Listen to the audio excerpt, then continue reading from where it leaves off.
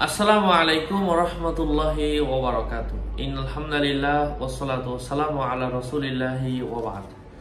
আজকে আমরা এই ভিডিওতে জানবো স্বপ্নে কান দেখলে কি হয়। আল্লামা ইমাম ইবনে সিরিন কি উল্লেখ করেছেন, আলোচনা অবস্থায় সাথেই থাকবেন। যারা এখনো চ্যানেলটি সাবস্ক্রাইব করেননি, সাবস্ক্রাইব করতে ভুলবেন না।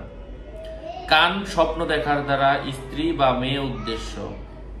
যদি দেখে তার 3টি কান রয়েছে, তাহলে স্বপ্নদ্রষ্টার একজন স্ত্রী ও 2জন মেয়ে আছে বুঝতে হবে। 4টি কান দেখলে 4 স্ত্রী অথবা মাহারা 4 মেয়ে উদ্দেশ্য হবে। কান বিচ্ছিন্ন হতে দেখলে স্বপ্নদ্রষ্টা তার স্ত্রীকে তালাক দেবে অথবা তার মেয়ে মারা যাবে অথবা কষ্টে পতিত হবে এবং আত্মীয় স্বজন থেকে বিচ্ছিন্ন হবে।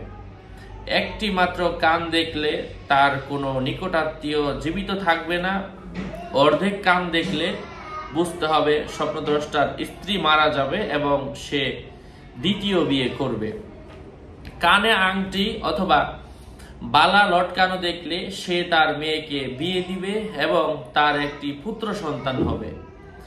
দুটি কান কোনো কিছু দ্বারা ভরে দিতে দেখা স্বপ্নদ্রষ্টার কুফরির আলামত। অনেক কান দেখলে স্বপ্নদ্রষ্টা হক থেকে বিরত থাকবে, সে হক গ্রহণ করবে না, কারণ আল্লাহ পাক বলেছেন আমলাহুম আযানুন ইয়াসমাউনা বিহা, নাকি তাদের কান রয়েছে যার মাধ্যমে তারা শুনতে পায়।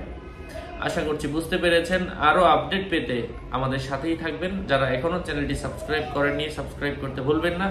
আপনাদের মঙ্গল এবং দীর্ঘায়ু কামনা করে এখানেই শেষ করছি। দেখা হবে অন্য কোনো ভিডিওতে। আসসালামু আলাইকুম ওয়া রাহমাতুল্লাহ।